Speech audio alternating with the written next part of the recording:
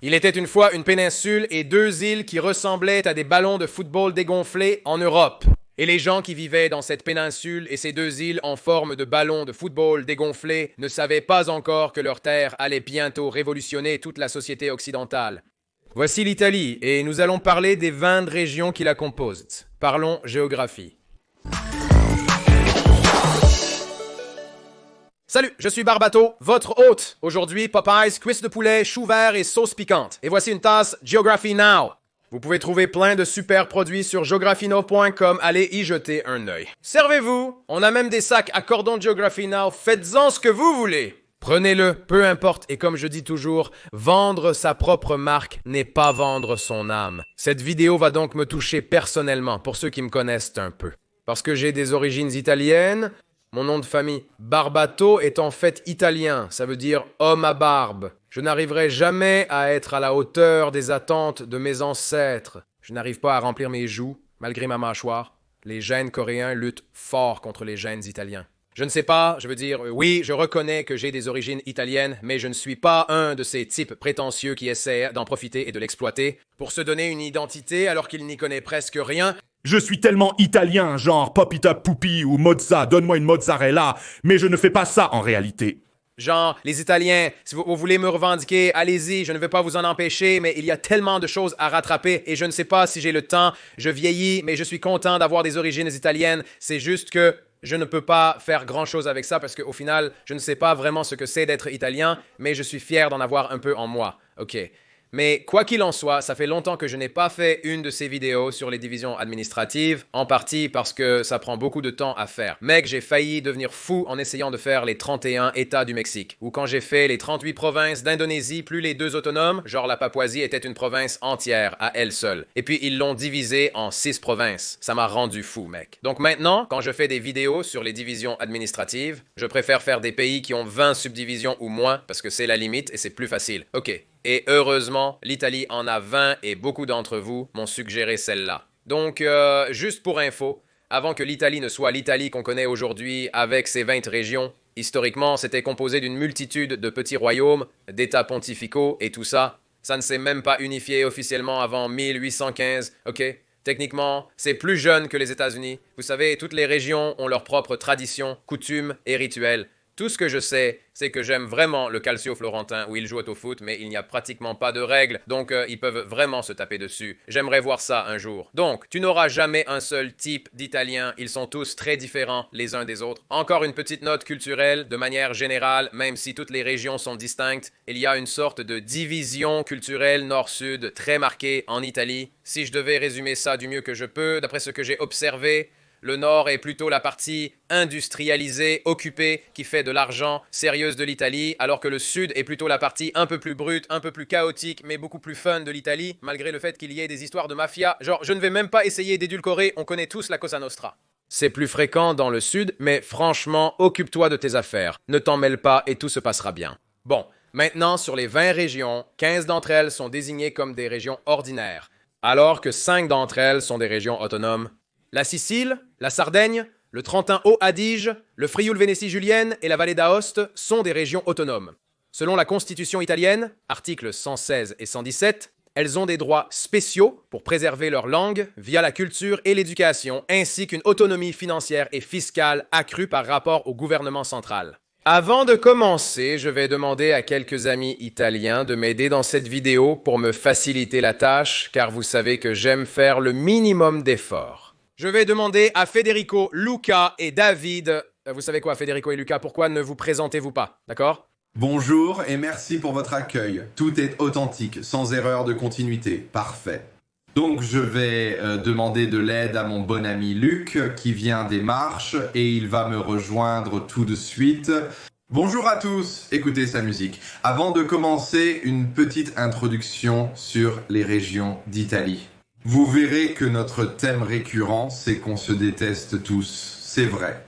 On ne se déteste pas. C'est peut-être un mot un peu fort, mais il y a des milliers d'années d'histoire, alors que notre nation, que l'on appelle aujourd'hui l'Italie, a moins de 200 ans, et il y avait aussi des rivalités entre les villes. C'était comme de petites Forteresses chacune. sur une colline différente, et elles se faisaient constamment la guerre. Dans chaque région d'Italie, nous avons un dialecte différent, un accent différent, et parfois même une langue différente, à tel point qu'il nous arrive de ne même pas nous comprendre entre nous. Merci Federico. Donc Federico et Luca vont s'occuper de 10 régions, je vais en prendre 9, et mon pote David va s'occuper du Molise parce qu'il m'a aidé quand je suis allé au Molise, car ma famille italienne vient de là-bas et il a voyagé avec moi, avec un autre de mes abonnés, Paolo. Il parlait le dialecte du sud du Molise, donc il a pu communiquer et nous avons rencontré mon dernier parent vivant dans un petit village au sommet d'une colline. C'était fou, mec. Donc, David le mérite. Bref, sans plus tarder, passons aux régions.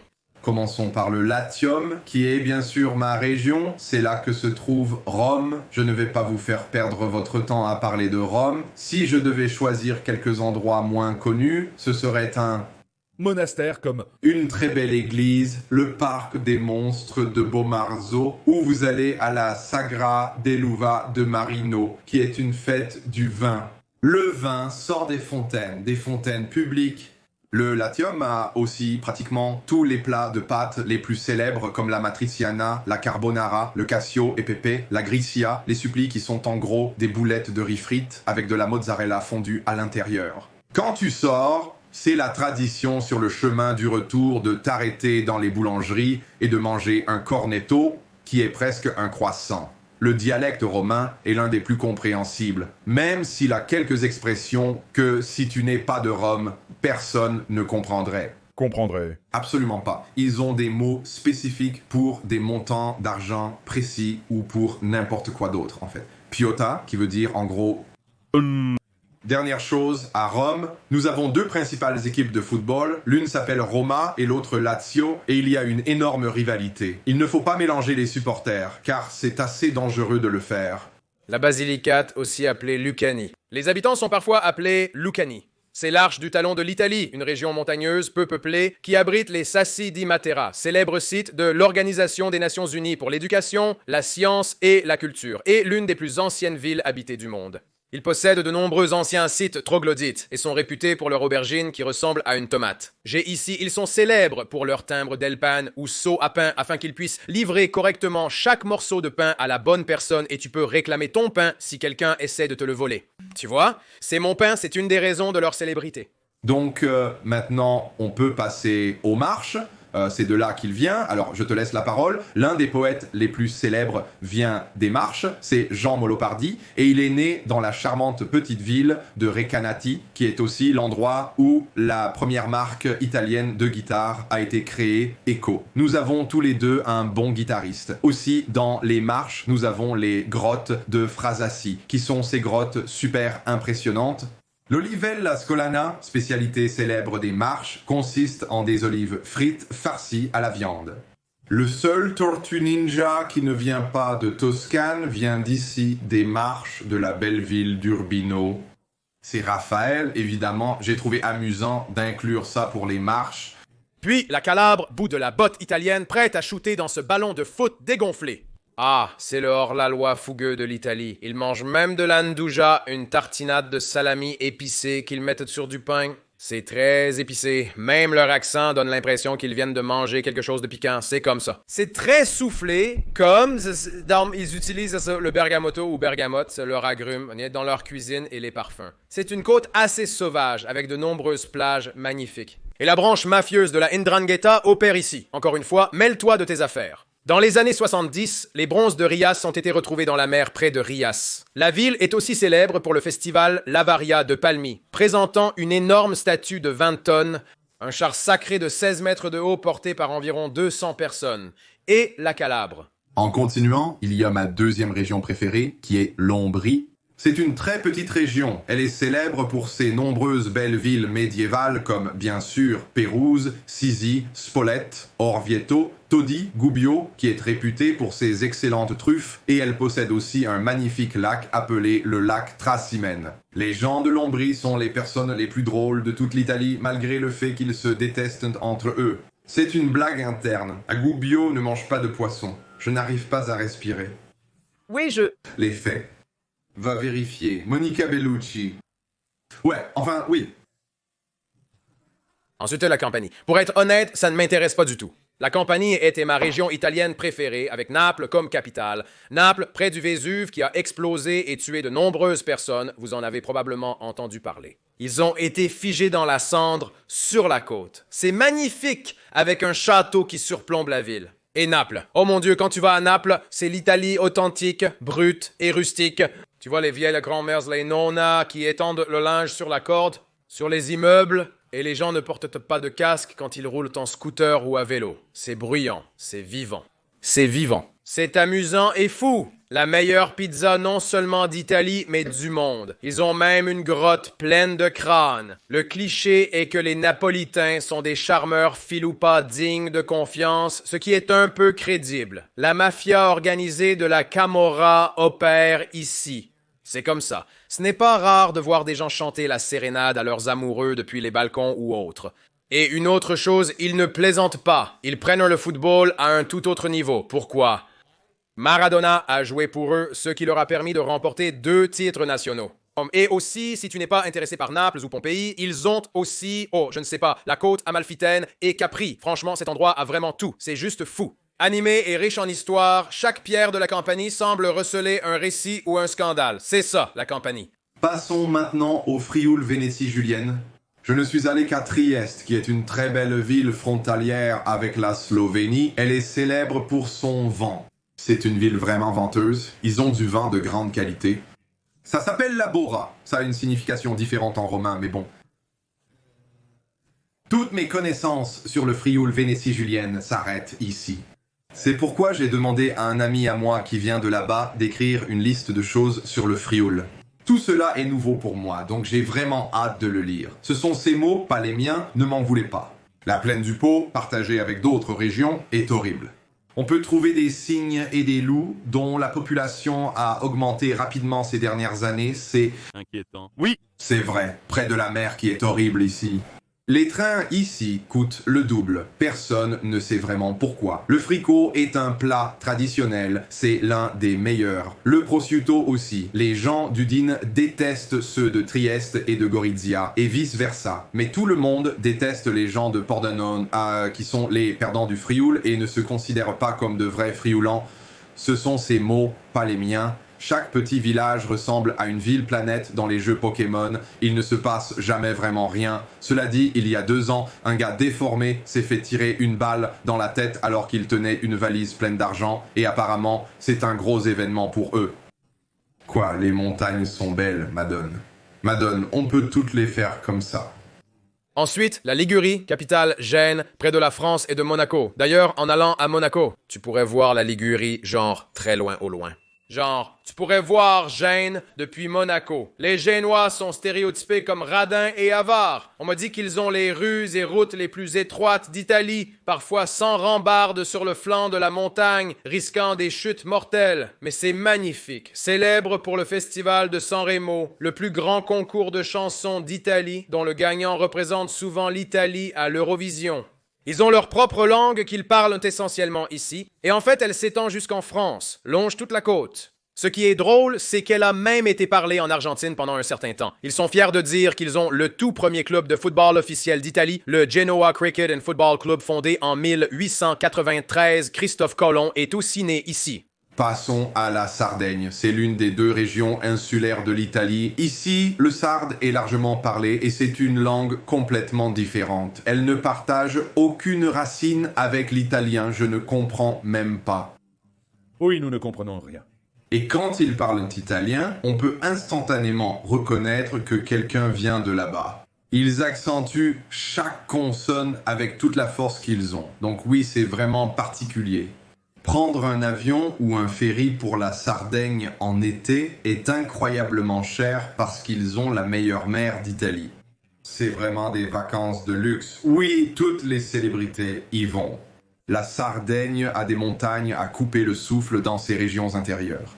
Cette région est célèbre pour son délicieux fromage, mais aussi pour son fromage dégoûtant, en particulier le casu marzu, un fromage qui est maintenant techniquement illégal à produire, rempli de... Ne le dis pas, il est rempli de vers vivants. Je déteste tous les fromages affinés, c'est affreux. Et c'est probablement celle qui a le plus de fierté. On voit des drapeaux sardes partout où l'on va. Ils ont aussi un mouvement indépendantiste. La prochaine, la Lombardie, capitale Milan. Vous la connaissez probablement sous le nom de Lombardie et Milan. C'est la capitale des affaires, de la finance et de l'industrie en Italie, sans chichi. Le gars en costume Armani qui prend tout au sérieux, c'est ici.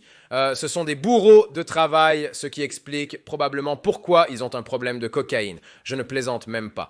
Mais oui, vous avez entendu parler de Milan, c'est l'une des capitales mondiales de la mode. La Fashion Week, c'est leur grand moment. Je vais être honnête, oui, quand je suis allé à Milan, j'ai remarqué que l'air y était un peu pollué. Je dis ça en vivant à Los Angeles, où un énorme nuage de smog brun couvre l'horizon. Ils avaient la même chose à Milan, et je me suis dit, oh mon Dieu, c'est exactement comme à Los Angeles, ils ont du smog ici, c'est fou. Pour être honnête, quand je suis allé à Milan, c'était genre, j'ai vu le Duomo et puis genre les murs du château. Mais après ça, tout tournait autour des affaires, de la finance et de la mode. Cette ville est orientée vers les affaires et la mode, c'est fou. Mais à part ça... La soirée d'ouverture de la Scala est un événement annuel prestigieux qui inaugure la saison d'opéra à Milan. Milan est également célèbre pour Silvio Berlusconi, probablement le politicien et entrepreneur le plus renommé originaire de cette ville. Ils sont aussi célèbres pour le risotto allo zafferano, la cotoletta alla milanese. C'est le magnate sophistiqué et industrieux de la mode en Italie. Nous sommes dans le nord de l'Italie, à la frontière avec l'Autriche. Il y a le Trentin Haute Adige qui possède bien sûr la ville la plus au nord de l'Italie, appelée Perdois. C'est l'une des régions les plus chères d'Italie et elle est célèbre pour ses Alpes, les Dolomites. C'est le meilleur endroit où aller si vous aimez le ski. De plus, le Trentin est la région d'origine de l'actuel numéro 1 mondial du tennis, Yannick Sinner. Oui, Yannick Sinner est italien, même si son nom sonne allemand, et c'est parce qu'au Trentin, il y a deux langues principales, bien sûr l'italien et l'allemand. Bien qu'il soit connu pour ses montagnes, le Trentin possède aussi de belles villes comme Bolzano ou Trente. La cuisine ici est fortement influencée par les pays germanophones, donc on y trouve des spätzle, de la polenta, des canederli et du speck. C'est aussi ici que poussent les meilleures pommes que l'on puisse trouver en Italie. Fait amusant, la température la plus basse jamais enregistrée en Italie l'a été dans le Trentin, au sommet d'une montagne. -degrés Celsius. Wow. Passons maintenant aux Molise. Je laisse la parole à mon ami David, originaire de la région qui m'a aidé lors de ma visite. Bonjour, je suis David du Molise et je vais vous présenter ma région italienne. Il y a une blague qui dit que notre région n'existe pas. Ils disent qu'au Molise, on n'existe pas, qu'on est une sorte de région fantôme dont personne ne sait rien. On est un peu un mystère et je vais vous en parler.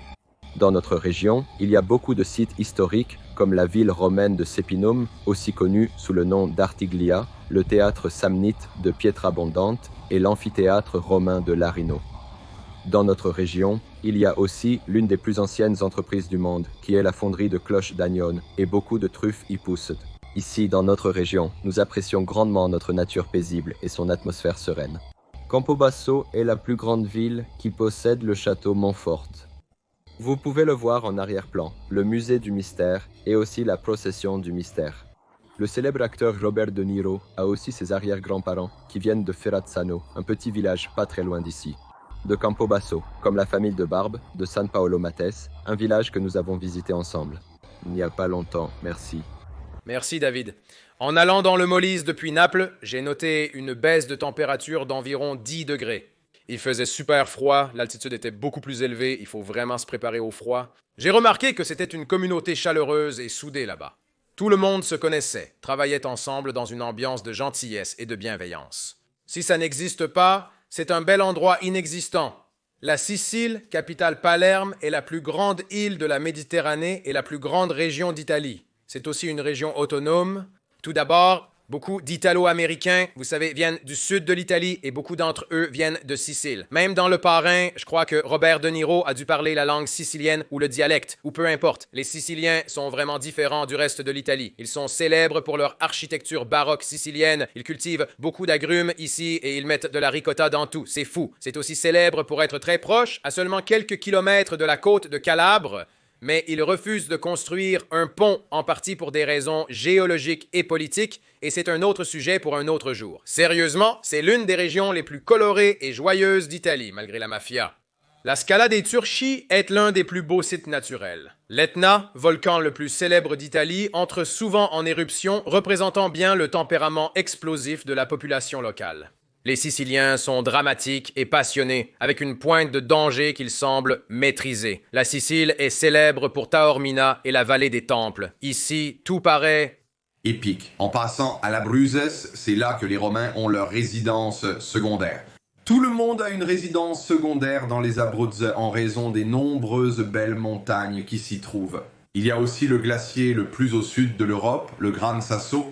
Si tu veux entendre l'accent napolitain le plus authentique, tu devrais aller à Roccaraso, parce que grâce à cet influenceur, pour une raison quelconque, c'est devenu viral. Et maintenant, tout le monde de Naples et de la Campanie va à Roccaraso. C'est de loin la pire description. De notre région? Et déteste-moi, le plat le plus célèbre des Abruzes, bien sûr, c'est l'arrosticini. Tu en manges des tonnes, puis tu joues avec quand tu as fini. Oui, ce sont des petites épées. Sa principale ville est l'Aquila, ce qui signifie littéralement l'aigle. Malheureusement, en 2009, elle a été frappée par le très célèbre... Oui, bon, en regardant le bon côté, je me souviens de cette année comme étant celle où les Italiens étaient les plus unis et ils ont lancé des centaines d'œuvres caritatives pour aider les gens de l'Aquila. Presque tous les chanteurs que nous avons se sont réunis pour créer une chanson et il y en avait des dizaines, chacun chantant une ligne dans ce qui est probablement devenu la chanson numéro 1 dans tous les karaokés d'Italie qui s'appelle bien sûr Domani. Oui! Ça veut dire demain. Sous le Gran Sasso, il y a le plus grand centre de recherche souterrain du monde où ils étudient la physique des particules. Ensuite, la Toscane. Oh mon Dieu, j'adore aussi celle-ci. Capitale, Florence. Mes amis Katia et Matteo, qui vivent à Sansapolcro, m'ont hébergé pour l'épisode sur la Suisse. J'ai visité les collines verdoyantes avec des vergers d'oliviers et des vignobles. C'est juste fou. Oh mon Dieu, j'adore cet endroit. Bon, tout d'abord, Federico m'a dit de dire cette phrase. Et je ne sais pas. Je ne parle pas couramment italien, mais je suis presque sûr que ça veut dire quelque chose comme « La Toscane nous a fait entrer dans une nouvelle ère de gloire ».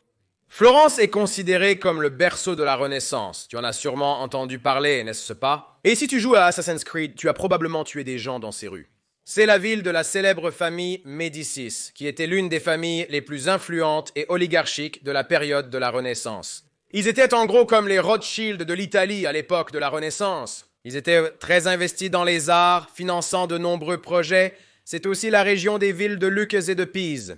Oui, Pise, celle avec la tour penchée de Pise, ou peu importe comment tu l'appelles. Le vin Chianti, la Toscane, est connu pour son vin. Mais on dit aussi que la meilleure viande d'Italie vient d'ici. Oh mon Dieu, je me souviens avoir mangé un sandwich à la porchetta ici pour la première fois, et ça m'a époustouflé. C'était l'un des meilleurs jours de ma vie. Toute la graisse et le jus ont explosé dans ma bouche. Ça sonne un peu bizarre et déplacé, mais c'est vrai. Arezzo, Siena. En gros, toute la région est comme un musée vivant. En passant au Piémont, c'est l'une des plus grandes régions d'Italie. Elle se trouve dans le nord. Sa ville la plus importante et la plus célèbre est Turin, Torino. Torino a aussi été la première capitale italienne, puis bien sûr, cela a changé. Ils s'en vantent toujours. Belle et très propre ville. Très propre. Le Piémont est aussi un endroit où beaucoup de choses ont été inventées, par exemple la cafetière Moka. S'il vous plaît, ne la lavez pas devant un Italien. Les Crumeri, qui sont mes biscuits préférés, mais seulement si vous achetez les Crumeri Rossi, bien sûr. Turin est également connue pour le Nutella et Fabbrica Italiana Automobili Torino, Fabbrica Italiana Automobili Torino. L'une de ces usines à Lingotto, qui est un quartier de Turin, est célèbre pour avoir une piste de course sur son toit pour tester les voitures. Bien sûr, le plat le plus célèbre du Piémont est la bagna cauda. L'équipe de football la plus titrée, la plus détestée et la plus controversée d'Italie vient de Turin et s'appelle la Juventus. Personnellement, je les déteste avec passion. Ils ont été impliqués dans de nombreux scandales au fil des années, mais ce sont eux qui ont remporté le plus de titres de champions. D'ailleurs, fait amusant, une petite ville du Piémont appelée Viganella ne reçoit la lumière du soleil pendant les mois d'hiver que grâce à un miroir installé sur la montagne qui autrement projetterait une ombre sur toute la ville. Ensuite, la Val d'Aoste, aussi appelée la vallée d'Aoste. C'est en gros la région la plus française d'Italie. Ici, tout le monde est bilingue. Ils parlent tous français. On a le droit d'enseigner le français à l'école et de préserver la langue, tout ça. Et c'est probablement la région la plus alpine d'Italie. Ils partagent les sommets du Mont Blanc et du Cervin avec la France et la Suisse, donc il y a ici une énorme culture du ski et de l'alpinisme. Beaucoup de châteaux en pierre impressionnants, le parc du Grand Paradis à Courmayeur, des ruines romaines. C'est l'une des rares régions d'Italie qui préfère utiliser le beurre plutôt que l'huile d'olive. En partie parce que, vous savez, ils ne cultivent pas d'olives ici, donc ils utilisent du beurre. L'Italie alpine à la française, je suppose que c'est comme ça qu'on pourrait résumer. En Émilie-Romagne, on peut vraiment voir deux cultures différentes qui s'entremêlent. C'est parce que la partie nord-ouest, c'est l'Émilie, et l'autre moitié, c'est la Romagne. Et mes parents vivent en fait à quelques kilomètres de la frontière. Ce sont deux régions différentes si vous demandez à un local. L'Émilie est célèbre pour la lasagne, les tortellini, le ragu, les tigelles, et la Romagne est célèbre pour les piadines avec du squacqueron. C'est un mot vraiment compliqué, un fromage à la crème. Ma nonna avait l'habitude de préparer des piadinas maison. J'ai grandi en mangeant ça. L'Émilie-Romagne est aussi célèbre pour Maranello, là où Ferrari a été fondé. Il y a une grande culture de la Formule 1 ici. Tu regardais aussi ça tout le temps. Le dimanche, oui. On s'ennuyait à mourir, une expérience partagée par beaucoup. Ouais. On regardait Moto Grand Prix et Formule 1 et c'était sacré. Tu ne pouvais même pas parler. Oui, mon père m'aurait tué. Dans cette région, on a Parme, qui est célèbre bien sûr pour le parmesan. Il y a une grande culture du vélo et la ville de Ferrare est d'ailleurs appelée la ville du vélo. Les deux rockstars les plus célèbres. Ici en Italie, ils viennent tous les deux d'Émilie-Romagne, Vasco Rossi et Luciano Gabui. Il y a une rivalité stupide entre les deux fans. Personnellement, je les aime tous les deux. Il y a Mirabilandia, qui est le parc d'attractions le plus célèbre d'Italie, mais maintenant, la ville la plus célèbre de la région est Bologne. Bologne abrite la plus ancienne université d'Italie et cette université ainsi que la culture étudiante sont vraiment présentes. Bologne est aussi connue pour ses portiques qui sont en fait des passages couverts qui s'étendent dans toute la ville. Et dans l'un d'eux, il y a une vieille flèche qui est coincée dans le plafond. Personne ne sait vraiment pourquoi. Il y a des théories du complot qui disent que quelqu'un l'a tiré exprès. Qui sait vraiment? Donc, voici nous le lendemain parce que la partie qu'on a filmée pour Pouille était, pour une raison quelconque, complètement floue. Donc, oui, il est super fatigué. Les Pouillés sont la région la plus à l'est de l'Italie. Tout est incliné. C'est dans le sud et c'est tellement à l'est que c'est bien plus à l'est que Prague, par exemple. Tu savais ça? Je ne le savais pas. Et la pointe des Pouilles s'appelle Il Salento et elle a probablement les plus belles plages d'Italie, juste après la Sardaigne. La devise de cette partie de la région est ce qui se traduit par le soleil, la mer, le vent.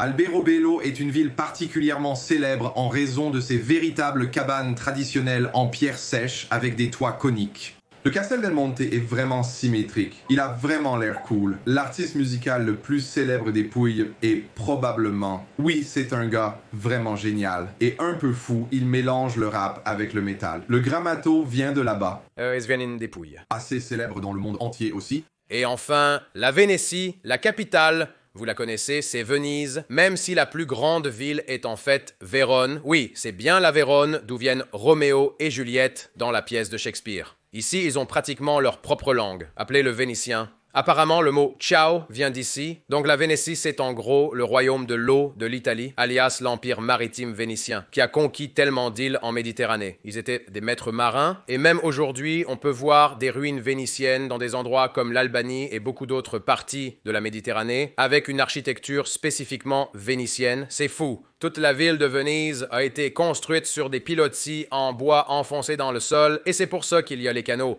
Ces gens-là ont vraiment compris comment construire une ville entière sur un marécage peu profond. En dehors de Venise, ils ont aussi beaucoup de choses sympas à l'intérieur des terres. La Vénétie, foyer de l'ancien empire vénitien, abrite l'arène de Vérone et les contreforts des Dolomites. Historiquement et encore aujourd'hui, la région a une culture maritime et marchande. D'accord, c'est tout pour ça. Vous voulez dire un dernier mot, Federico et Luca? Écoutez sa musique. Oh, c'est Luke Road. J'attendrai pour toi une très belle chanson. Cherchez-le sur Spotify, pas moi. Restons ici. Écoutez aussi mon groupe, Lo Stretto Indispensabile. On joue des chansons Disney, ils sont géniaux. En version rock, c'est amusant. Merci Paul de l'invitation. On vous laisse avec un time-lapse de nous savourant la meilleure glace depuis longtemps. C'était... Délicieux.